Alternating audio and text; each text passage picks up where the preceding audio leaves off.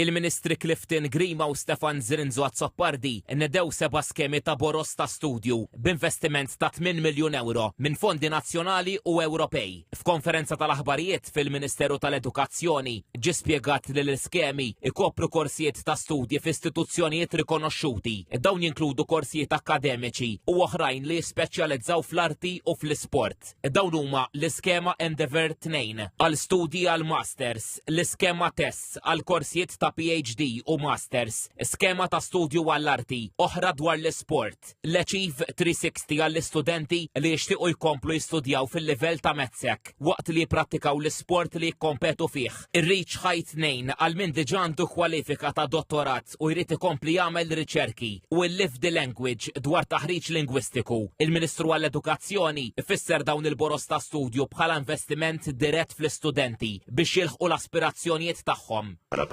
Nemnu li l-aktar għodda importanti hija propju dak tar-riżors uman. Riżors uman li matul is-snin kiseb ir-riżultati u allura soċjetà li għandha aktar ħiliet li għandha aktar kwalifiki hija waħda li tikseb riżultati aħjar.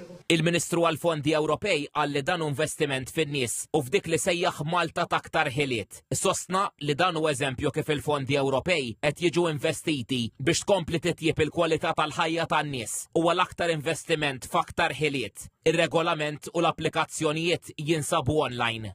Id-dokumenti diġà qegħdin fuq il-website u ikunu jistgħu japplikaw online fuq il-website tagħna li hija il-myscholarship.gov.mt.